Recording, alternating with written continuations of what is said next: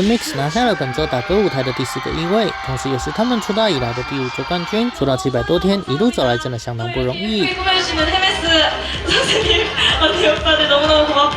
获奖时 Yuna 跟在海源旁边大力鼓掌，两人互动展现零山赖的好感情。音乐一放，ITZY跟在舞台上和 NMIXX 一起舞动。